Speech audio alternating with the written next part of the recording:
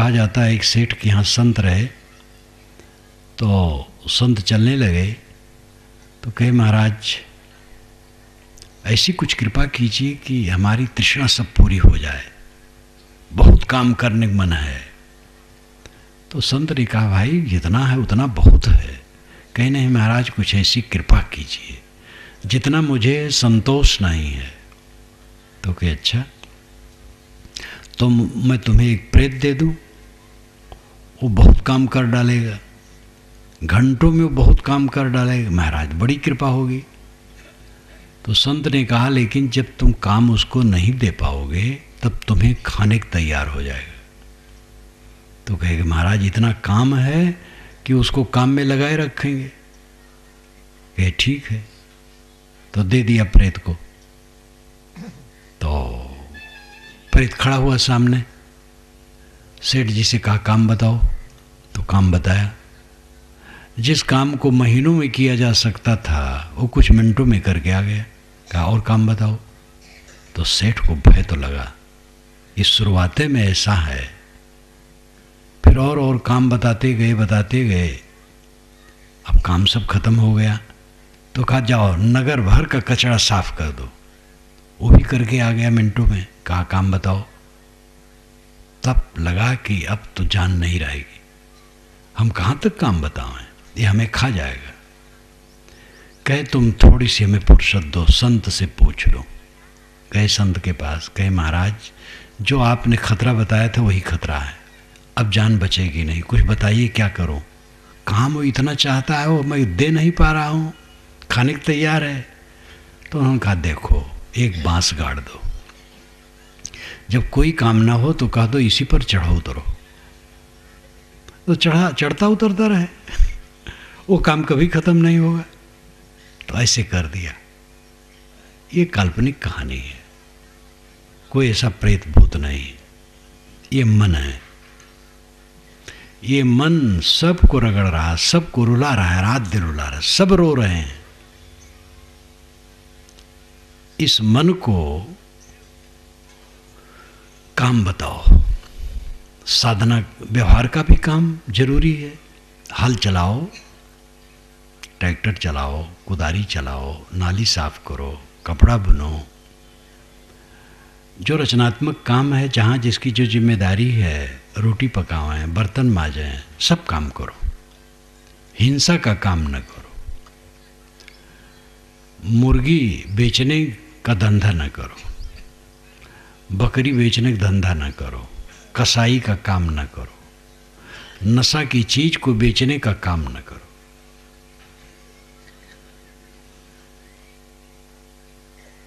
रचनात्मक काम करो, अध्ययन करो, ध्यान करो, चिंतन करो, ये भी करो। ऐसा धंधा न करो कि फुर्सतें न हो। कितने लोगों को फुर्सत नहीं, सुबह से शाम तक फुर्सत नहीं। जब दूसरे का काम करते करते थक गए तब घर का काम कैसे करोगे? दूसरा है व्यवहार, घर का है आत्मा का। व्यवहार ही का काम करते करते थक गए तो आत्मा का काम कैसे करोगे? इसलिए समय निकालो। सरकार ने रविवार को छुट्टी इसीलिए दी है, और केंद्र सरकार ने तो शनिवार रविवार 2 दिन की छुट्टी दी है। तो अपने व्यवहार में से तृष्णा इतनी न बढ़ाओ कि रात दिन फुर्सत नहीं। समय निकालो, बैठो अकेले में, अपने मन को समझने की चेष्टा करो। स्वाध्याय ध्यान चिंतन से शक्ति बढ़ेगी। मन बहुत बड़ा बवंडर है और मन शून्य है, कुछ नहीं। न समझने से यदि मृषा छूटत कठिनाई, गोस्वामी जी ने जो कहा, जड़ चेतना ही ग्रंथ परी गई, यदि मृषा छूटत कठिनाई, जड़ चेतन की गांठ पड़ गई है। जड़ चेतन की गांठ का मतलब नहीं है कि वो रस्सी की तरह दोनों हैं, एक में गठिया दिए गए हैं। अभिप्राय है कि चेतन को जड़ का मोह हो गया है, यही गांठ है। चेतन आप हैं और जड़ 5 विषय है, स्व और पर, 2 ही विषय है, स्व और पर। स्वनाम खुद, परनाम पांचों विषय, आत्मा और अनात्मा। आत्मा अनात्मा में मोह कर लिया, यही गांठ है। अपना आपा आत्मा ही है, अनात्मा अपना कभी नहीं हो सकता है। जब शरीर अपना नहीं होगा तो क्या वस्तु अपनी है? आत्मा को पहचानो। तो ये गांठ यद्यपि मृषा व्यर्थ है, लेकिन छूटत कठिनाई, छूटने में कठिनाई है। इसका उदाहरण आप लें, बीड़ी पीने वाला कहता महाराज क्या करूं, इतने दिन से बीड़ी पीता हूं, छूटना कठिन है, छूटने में कठिनाई हो रही है। लेकिन है मृषा, आदत है एक, वीरता करो, दृढ़ता करो, छोड़ दो। जेब में बीड़ी है, फेंक दो तोड़ करके, और संकल्प कर लो पिएगे नहीं चाहे जान निकल जाए। लेकिन बीड़ी छोड़ने से किसी की जान आज तक नहीं निकली। और बस 4-6 दिन मन परेशान करेगा, फिर धीरे धीरे चित्त से उतरने लगेगा। और केवल साधते रहो, अपने को संभालते रहो, कुछ दिन में देखोगे कि वो चित्त से उतर गया है। फिर तो ऐसा भी समय आएगा कि बीड़ी का धुआं भी आपको पसंद नहीं होगा। कोई भी गंदी आदत है, छोड़ने में कठिनता लगती है। अगर वो दृढ़ होकर छोड़ दे तो कुछ दिन में खत्म हो जाती है, और फिर परम सुखी। आसक्ति एक भ्रांति है, और जब आसक्ति में विघ्न पड़ता है तो वो भ्रांति बिना साधना के उड़ जाती है। एक लड़का एक लड़की का प्रबल मोह हो गया, और उसमें लड़के का ज़्यादा चक्कर था। लड़का कहा है कि उसके बिना मैं रह नहीं पाऊंगा, मर जाऊंगा। धीरे धीरे उस लड़की का मोह दूसरे लड़के से हो गया। जब वो जान पाया कि दूसरे लड़के से इसकी मोहब्बत हो गई है, तो उसका मन इतना खट्टा हुआ कि उसको ताकना भी पसंद नहीं करता था, उसकी चर्चा पसंद नहीं करता था। मन वाणी कर्म से उसका त्याग कर दिया। ये ठोकर लगने की बात है। विवेक से कटता है, लेकिन ठोकर से भी कहीं कहीं कटता है। राजा भरतहर का ठोकर से कटा था। राजा भरतहर की कहानी कभी कभी मैं कह देता हूँ। उज्जैनी के राजा छोटे भाई विक्रमादित्य दोनों बहुत योग्य थे।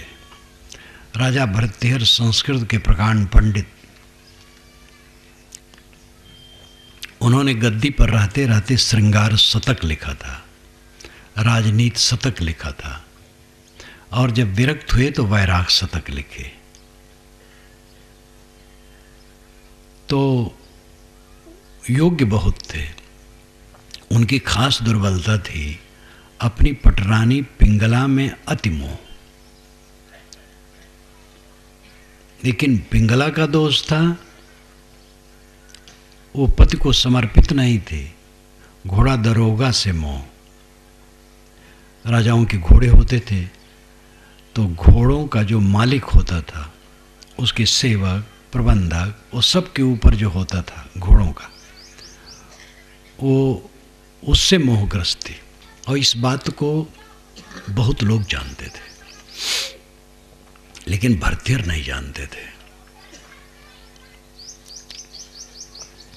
विक्रमादित्य ने एक दिन भरतहर से कहा कि भैया भाभी का मन ठीक नहीं है।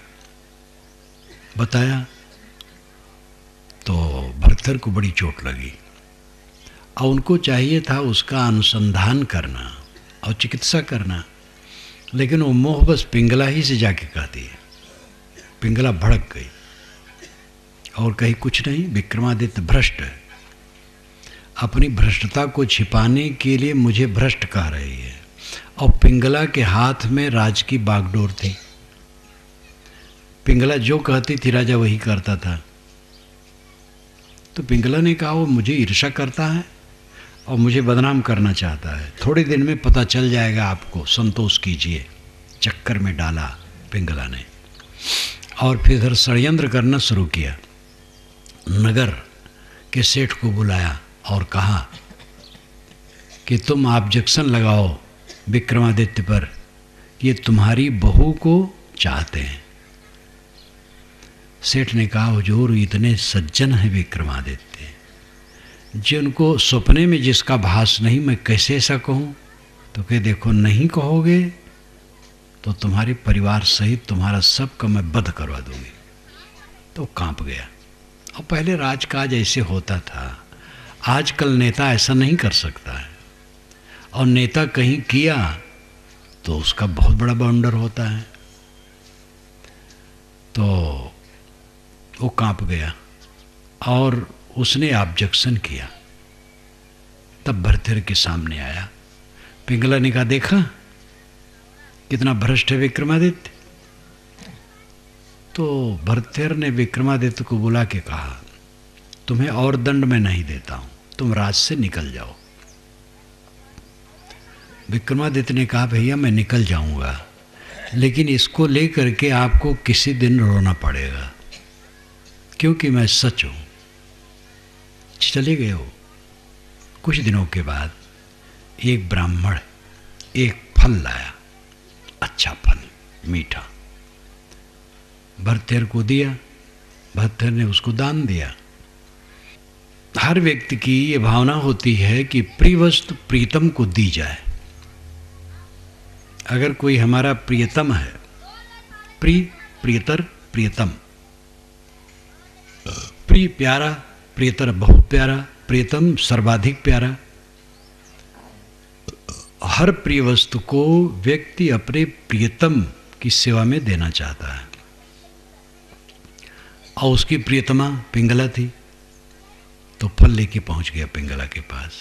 कहा, इसको तुम खाओ। पिंगला ने कहा, मैं स्नान करके खाऊंगी, किसी ब्राह्मण का दिया हुआ पुनीत फल है। वो चला आया। उसने सोचा, ये तो मेरे यार घोड़ा दरोगा लायक है। घोड़ा दरोगा को बुलाया, दिया। घोड़ा दरोगा पिंगला में जितना आसक्त था उतना नगर वधु में आसक्त था, उससे ज्यादा। फल लेकर के नगर वधु के पास पहुंच गया। नगर वधु यानी वेश्या, उसको दिया। घोड़ा दरोगा तो चला आया। वेश्या ने सोचा, ये तो राजा लायक है। वो फल राजा के पास ले आई। राजा ने कहा, तू कहाँ पाई? तो बताना पड़ा। घोड़ा दरोगा बुलाया गया, उसको बताना पड़ा पिंगला से। उसने फल रख लिया। पिंगला के पास गया, फल तूने खाया? कहे, वो तो तभी खा गई। निकाल के दिखाइए कहाँ से आया। तो पिंगला बदहोश हो गई, समझ गई आज हमारी पोल पट्टी खुल गई। राजा चाहता पिंगला को मरवा देता, घोड़ा दरोगा को मरवा देता, कुछ नहीं किया। अपने कक्ष में आकर के ग्लान में डूब गया। विक्रमादित्य के विषय में पता लगाया तो निर्दोष थे। विक्रमादित्य के लिए राजा रोया। मंत्रियों से कहा, विक्रमादित्य को जहां हो खोज के लाओ, उसको गद्दी बैठाओ। अब मैं एक दिन भी गद्दी पर नहीं रह सकता। विरक्त हो गए। वहीं पर उन्होंने यह श्लोक कहा, याम चिंतयामि सततम मयि सा विरक्ता, सापन्यमिच्छति जने सजनो अन्य सक्ता, अस्मत्कृते परितुष्यति काचिदन्या, धिक्ताम चा तम चा मदनम चा इमाम चा माम चा। याम चिंतयामि सततम, जिसका मैं निरंतर चिंतन करता हूँ, मैं सा विरक्ता हूँ, मुझसे विरक्त है।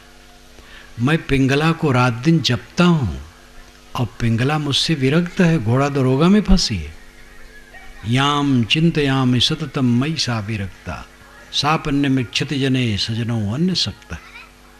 सा अपि, वह भी अन्य सक्ता, दूसरे में आ सकता है। यानी घोड़ा दरोगा वेश्या में आ सकता है। इसलिए धिक्ताम चा तम चा मदनम चा इमाम चा माम चा, उसको धिक्कार, उसको धिक्कार, उसको धिक्कार, मेरे को धिक्कार, और काम कीड़ा को धिक्कार। फिर उन्होंने कहा, भोगे रोग भयम कुले च्युत भयम वित्ते नृपालाद भयम माने दैन भयम बलिरिभयम रूपी जुराया भयम शास्त्री वादि भयम गुणे खल भयम काये कृतांताद भयम सर्वम वस्तु भयान्वितम भूणाम वैराग्यम एवा भयम। भोग में रोग का भय,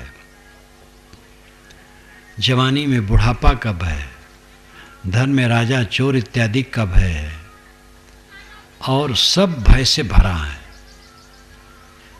निर्भय वैराग पद है, तो ठोकर से उनको वैराग लगा।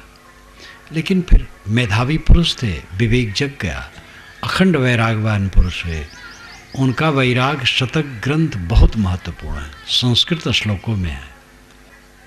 ठोकर लगने पर भी ये अंधकार टूटता है, लेकिन टूट करके फिर जुट जाता है।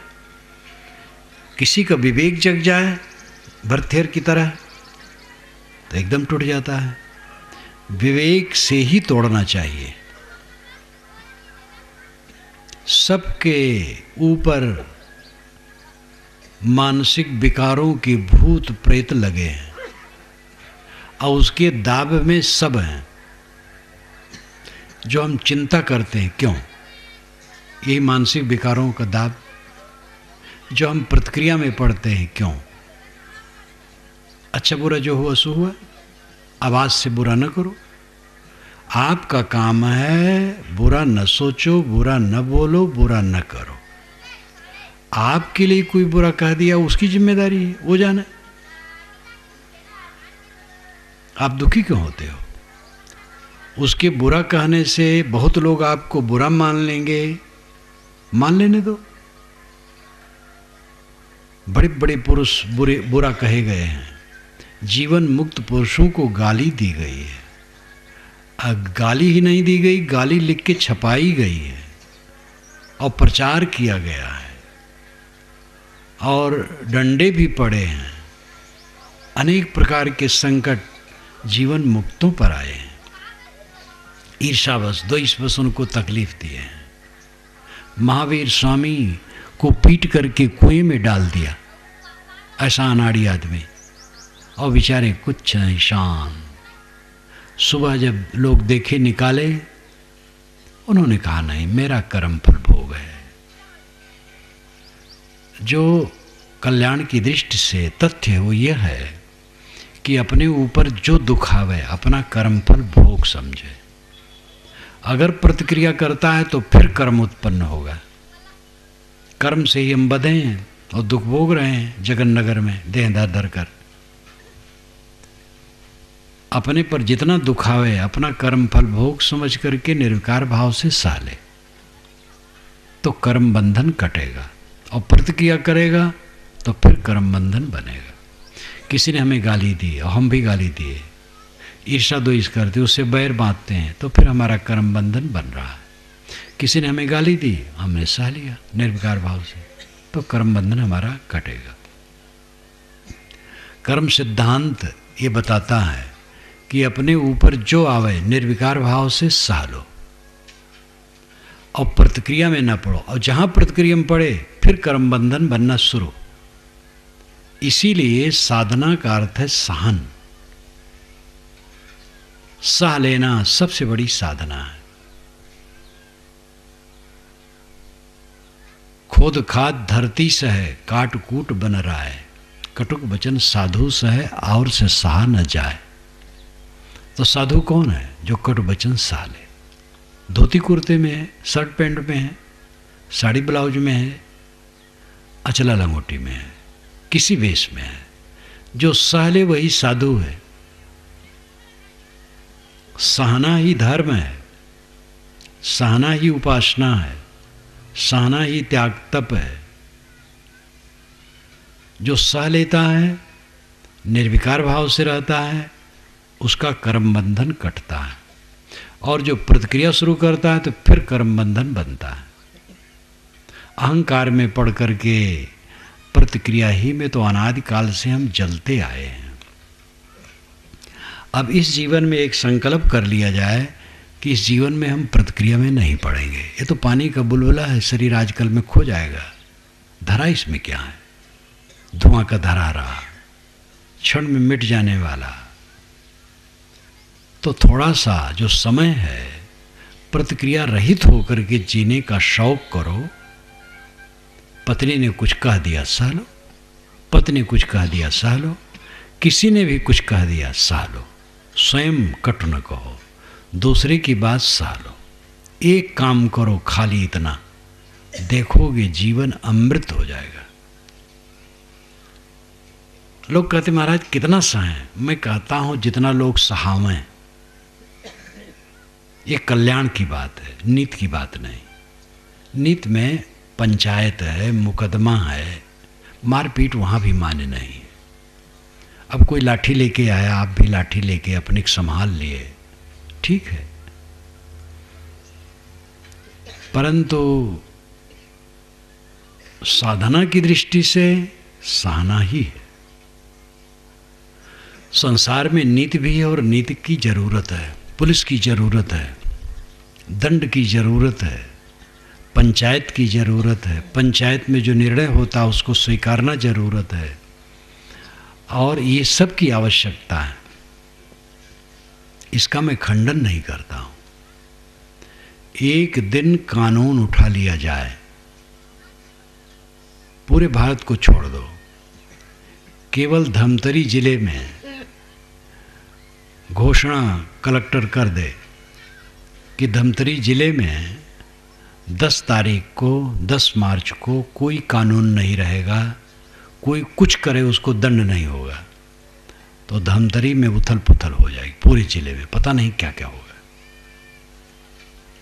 अभी एक सज्जन हमसे कह रहे थे परसों कि महाराज जो संकट है, जो उन्होंने बताया, कितनी चोरियां और कितनी विपत्ति हुए मुझे बताए, ऐसे ऐसे बदमाश, ऐसे ऐसे दुष्ट हैं। खाली धमतरी की बात नहीं है, पूरी दुनिया की बात है। इसलिए कानून की जरूरत है, दंड की जरूरत है, न्याय की जरूरत है, लेकिन जो ये स्टेज है ये साधना का पक्ष है। साधना में सहना जरूरी है। जो रात दिन सहना है, क्या उसमें पंचायत करोगे? आप घर में गए और पत्नी ने कुछ कटु कह दिया तो क्या करोगे? मुकदमा दायर करोगे कि पंचों को बुला करके पंचायत करोगे? वहाँ तो सह लो। लड़के ने कुछ कह दिया, एक लड़के ने अपने पिता को डंडे से मार दिया, उनके पैर में घाव हो गया। दूसरे दिन लोग मिलने आए, कहे ये क्या हो गया? कहे वो जा रहा था, लकड़ी लग गई, चोट लग गई। कैसे कहें कि पुत्र ने मार दिया? अपनी बदइज्जत कराना। तो जहां सहने की बात है, रात दिन, वो मुकदमा वहां नहीं चलता है। रात दिन जो सहना है, कितना मुकदमा करोगे? पुत्र पर, पत्नी पर, पति पर, मुकदमा फिर रहेगा। जो बराबर सहना है वहां सहना ही है, मुकदमा नहीं करना, और लड़ना भी नहीं है, पंचायत भी नहीं करना है। साधना का पक्ष बिल्कुल अलग है। मर जाना साधना है। जीवत मृतक साहब ने साखी ग्रंथ में कहा है, बीजक में भी तो कहा है, मरते मरते जग मुआ, मोए न जाना कोई, ऐसा होए कि ना मुआ बहुर न मरना हो। जीवत मृतक, जीते जीते मर जाओ, अहंकार छोड़ दो, तब जानिया जब जीवत मुआ। जीवन की सच्चाई तब समझ में आई जब जीते जीते मर गया। इसका मतलब क्या है? अहंकार छोड़ दिया, शीतल हो गए। मस्त राम मुर्दे से पूछे, मुर्दा कुछ बतलाओगे? मुर्दा में से मुर्दा बोला, मर जाओ सुख पाओगे। मस्त राम लेटे थे, एक मुर्दा पड़ा था, तो मस्त राम ने मुर्दे से कहा कि मुर्दा राम कुछ मुझे सीख दोगे? मुर्दा ने कहा जरूर सीख दूंगा। कहो कि मर जाओ सुख पाओगे। मैं मर गया, झंझट खत्म, तुम भी मर जाओ। जब आदमी मर जाता तो चिंता करता है कुछ? घर द्वार सब जैसे हो, मर गया बस, तो मर जाओ सुख पाओगे। तो यहाँ मर जाने का अर्थ है मन को मार लेना, जहर खाना नहीं। वैसे आजकल आत्महत्या में बड़ी वीरता हो गई है। आत्महत्या अंग्रेज गवर्नमेंट के ज़माने में बहुत कम होती थी। मुझे बचपन में याद है कि गरीब तबकों में, बहुत गरीब मजदूर बेचारे, वर्षा में कुछ दिन तक भूखमरी उनकी पड़ती थी। चूल्हा नहीं जलता था 2-2, 3-3 दिन। आस पास के लोग जब जान पाते थे तो उनको कुछ देते थे। लेकिन मैंने कहीं नहीं देखा कि कोई आत्महत्या किया है। अब आजकल आत्महत्याएं कहाँ हो रही हैं? खाते पीते घर में। मजदूरों में नहीं होती है। मजदूरों में कहीं आत्महत्या होती हो तो हो, ज़्यादातर ये खाते पीते घर में, संपन्न घरों में होती है। मध्य रूप में जो हैं संपन्न और बड़े कहलाने वाले, इनमें होती है, मजदूरों में नहीं होती है। मजदूरों को आत्महत्या करने की फुर्सत ही नहीं है।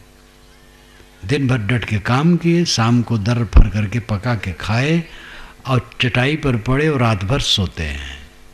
फिर सुबह काम में लग गए। कब आत्महत्या करें वो? ये जो बैठे ठाले लोग हैं और कमाते खाते हैं, जिनको ब्लड प्रेशर बढ़ता है और शुगर बढ़ता है, हार्ट की बीमारी बढ़ती है और तमाम बीमारियां और तमाम रोग, जो अब 4 कदम भी पैदल चलना नहीं चाहते हैं, ऐसे लोग आत्महत्या खूब कर रहे हैं। ये सब मानसिक विकार है। आत्महत्या, तलाक, जो विदेश में ज़्यादा बोलबाला था, भारत में वो बढ़ रहा है। टीबी ने तो खूब कमाल कर दिया है। अब तो सबसे बड़ा देवता कौन है? टीबी। आपके घर में टीबी कपड़ा बढ़ाया है, जब आए सुई चान किए, बस उसके सामने मुग्ध हैं। अब धर्म कर्म भगवान भवानी कौन पूछता है? सबसे बड़ा भगवान टीबी है और उसका मवाद सब दिमाग में भर के तब सोते हैं। संभालो अपने को। ये जो भौतिकवाद की बहिया है, अपने को बचाओ। व्यक्तिगत कोई साधना कर सकता है। समाज सुधार कोई वस्तु नहीं है, व्यक्ति सुधार वस्तु है। व्यक्ति ही तो है, समाज क्या है? एक एक व्यक्ति अलग कर दो, समाज क्या है? व्यक्ति सुधार होता है और व्यक्ति के सुधरने से समाज सुधार कहा जाता है। अपने को संभालो, समस्या नहीं है। भैया बनी रहे, दुनिया जैसे वैसे रहे, आप अपने पर दृढ़ हो जाओ तो आपका कल्याण पक्का है। तो भूत प्रेतों का दबाव कुछ आत्मा पर होता है और वे बेचारे बहुत पीड़ित रहते हैं। ऐसा आप कभी अखबारों में पढ़ते होंगे, पत्रिकाओं में पढ़ते होंगे। वो झूठी बात है। कोई भूत प्रेत नहीं है जो आत्माओं पर दबाव डाले। लेकिन ये मानसिक भूत प्रेत, रिएक्शन, प्रतिक्रिया, काम क्रोध लोभ मोह चिंता व्याकुलता, ये भूत प्रेत सबके ऊपर सवार हैं और सबको रुला रहे हैं। इनको झाड़ो। इसके लिए स्वयं बैगा बनो। ये बाहरी बैगा काम नहीं करेगा। गुरु संत बड़े बैगा हैं इसके लिए, तो रास्ता बताएंगे। बस वो अपना भूत झाड़ लिए हैं और झाड़ते रहते हैं। आपको बताएंगे आप भी ऐसे झाड़ो। ये जो बैगा आता है वो तो कहता मैंने पकड़ लिया भूत को, क्योंकि न भूत होता है न वो पकड़ता है, वो धोखा देता है। लेकिन ये भूत सच है, जो मानसिक विकार का भूत है। और गुरु संत इसके लिए बैगा हैं, सोखा हैं, और वे झाड़ते हैं, अपना झाड़ते हैं और आपको बताते हैं ऐसे झाड़ो। आपको खुद झाड़ना पड़ेगा। हाँ, ऐसे भी गुरु हैं जो कहते हैं तुम मेरी शरण में हो जाओ, तुम्हारी मुक्ति की जिम्मेदारी हमारी है। वो धोखेबाज है। कोई किसी की मुक्ति की जिम्मेदारी नहीं ले सकता है। स्वयं अपनी मुक्ति करनी होगी। अपने मन के भूत को झाड़ो, मन को ठीक कर लो। मन शीतल हो जाए, मन मक्खन हो जाए, मन सुबस हो जाए, बस परमानंद है। बोलिए सद्गुरुदेव की जय। अभी हम